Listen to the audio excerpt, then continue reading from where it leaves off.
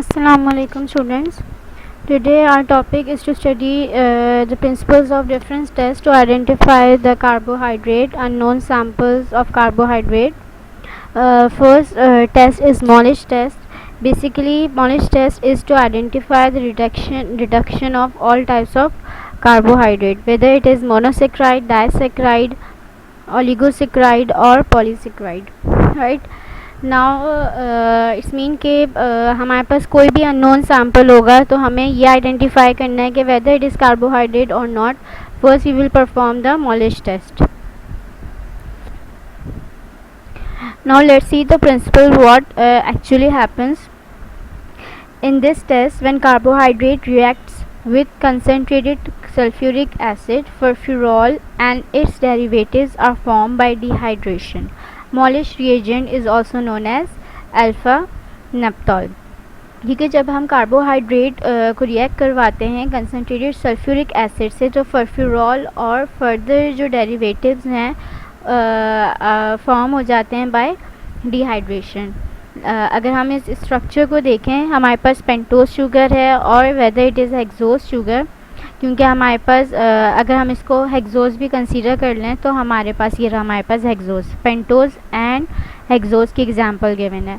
Hexose या pentose मतलब carbohydrate को जब हम कंसनट्रेटेड सल्फ्यूरिक एसिड के साथ रिएक्ट करवाते हैं तो 3 वाटर मॉलिक्यूल्स जो हैं इस पेंटोज और हेक्सोज में से रिमूव होकर फर्फ्यूरॉल और उसकी डेरिवेटिव बनाते हैं. पेंटोज से हमें फर्फ्यूरॉल मिलता है और हेक्सोज से हमें 5 हाइड्रोक्सी मिथाइल फर्फ्यूरॉल मिलता है. Further in the presence of reagent alpha naphthol violet ring appear हो जाती है at the junction between the junction. ठीक है, पर्पल रिंग और वॉयलेट रिंग. तो ये रिंग इंडिकेट करती है कि carbohydrate is present. From furfural pentose sugar is formed and hydroxymethyl furfural is formed from hexose sugar by removal of hydroxyl group in the form of water. When monosaccharides are treated with concentrated sulfuric acid or concentrated hydrochloride, these products give purple violet ring colored complex. When react with sulfonated alpha naphthol, green ring may also be seen due to addition of excess alpha naphthol. This green ring should be ignored.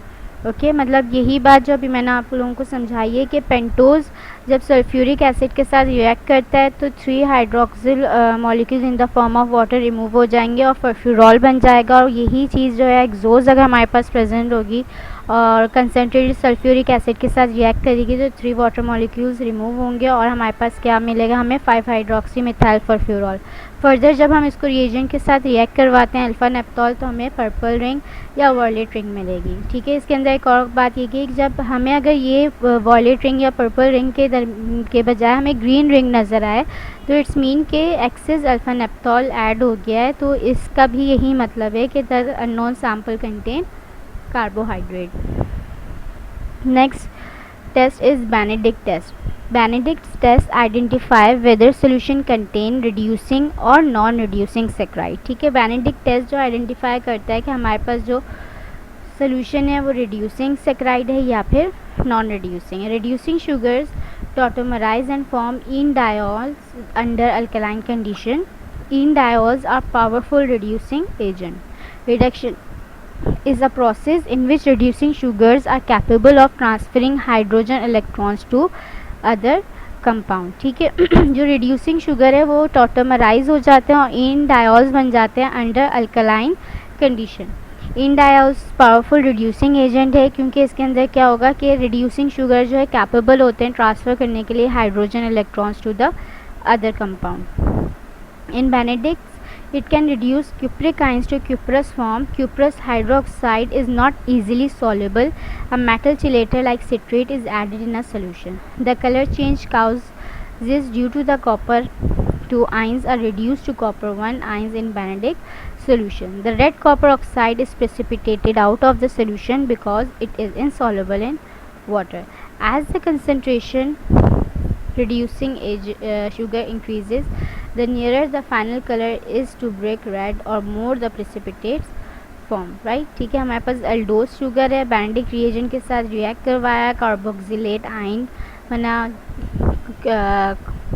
Brick red precipitates appear हुए. ये एक picture है जिसके अंदर ये बता रहा है कि इट कंटेन रिड्यूसिंग शुगर। अगर रिड्यूसिंग शुगर नहीं होगा तो नो चेंज विल अकर।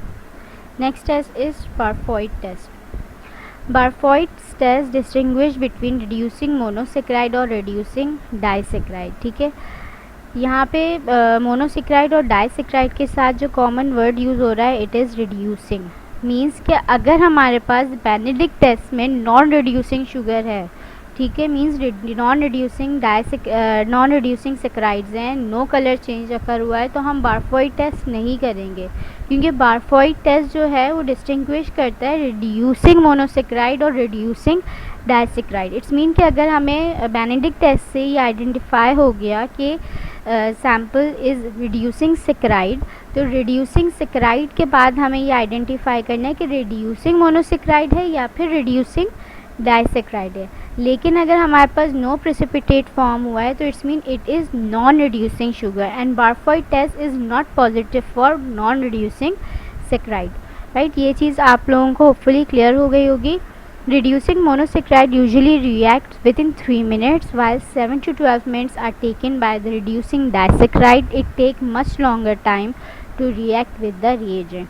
अगर हमारे पास reducing monosaccharide होगा तो within 3 minutes हमें result changes नज़र आ जाएगा। इस पिक्चर को अगर हम देखें तो हमें इस पिक्चर में precipitate की formation नज़र आ रही है। अगर ये change हमें within 3 minutes visible हो गया तो it's mean it is reducing monosaccharide. लेकिन अगर ये 3 मिनट से एक्सीड हो गया, मतलब 7 से 12 मिनट या फिर इससे ज़्यादा टाइम ले रहा है, तो it's mean it is reducing disaccharide. The reaction is slower for disaccharide because it get hydrolyze first and then react with reagent cupric acetate to produce cuprous oxide. Next test is Seliwanoff test. Seliwanoff test differentiate between aldohexose and ketohexose. ठीक है, इसके अंदर when sample is treated with concentrated acid, ketoses are dehydrated more rapidly to give furfural derivative and cherry red complex are form when condensed with resorcinol. The test will be positive for sucrose, fructose and other keto containing carbohydrate. ठीक है, वो compounds जिसके अंदर ketone group present होगा, उसके examples इधर highlight कर दिए, सक्रोज है, फ्रक्टोज है या फिर अदर कीटोन कंटेनिंग कार्बोहाइड्रेट है, तो इसके अंदर जो है रेड ब्रिक कलर अपीयर हो जाएगा। ठीक है, और वो क्यों होगा, कीटोज जो है डिहाइड्रेटेड हो जाएगा more rapidly to give furfural derivative and cherry red complex are formed when condensed with resorcinol. ठीक है, ये हमारे पास रिसोर्सिनॉल है, ये जो है डिहाइड्रेटेड हुआ, फर्फिरॉल बना, फर्फिरॉल या फर्फिरॉल डेरिवेटिव बना, फिर रिसोर्सिनॉल के साथ कंडेंस हुआ and then it will give the colour change, और ये कलर चेंज जैसे ही आएगा it's mean it contain ketone group. Right, अगर कलर चेंज अगर नहीं होगा it's mean it contain aldehyde. Next test is iodine test. Iodine test is basically for polysaccharide test. जब भी हमारे पास कोई अननोन सैम्पल होता है तो सबसे पहले हम आयोडीन टेस्ट करते हैं। अच्छा, उसकी वजह ये है कि अगर हमारे पास पॉलीसेक्राइड है तो टेस्ट जो है हमारे पास रिजल्ट कलर चेंज आ जाएगा, तो इट्स मीन कि हमें फर्दर बेनेडिक्ट बारफॉइड टेस्ट करने की ज़रूरत ही नहीं है। हमने डायरेक्ट मॉलिश टेस्ट किया, मॉलिश टेस्ट ने बताया कि कार्बोहाइड्रेट इज़ प्रेजेंट, देन हमने आइडेंटिफाई करना है कि वेदर इट इज़ पॉलीसेक्राइड और नॉट, और जब हमें पता चल गया पॉलीसेक्राइड है तो हम बेनेडिक्ट बारफॉइड टेस्ट नहीं करेंगे, क्योंकि ये जो टेस्ट हैं ये मोनोसेक्राइड्स डाइसेक्राइड्स के लिए हैं। ठीक है, तो जब हमारे पास ऑलरेडी पॉलीसेक्राइड है तो फिर हम मोनोसेक्राइड और डाइसेक्राइड टेस्ट की आइडेंटिफिकेशन तो नहीं करेंगे। लेकिन अगर हमारे पास आयोडीन टेस्ट नेगेटिव आ जाता है, रिजल्ट नेगेटिव आ जाता है आयोडीन टेस्ट का, then we will move towards Benedict test, Barfoed test to identify whether our compound or our sample contain monosaccharide, reducing monosaccharide, reducing disaccharide. Right, अच्छा, amylose gives deep blue color due to linear chain component. Amylopectin gives purple color due to branch change component of starch. Glycogen gives reddish brown color. ठीक है, ये different color changes हैं according to the compound. Next is Osason test. This test identifies the types of reducing sugar by the formation of characteristic ozone crystals.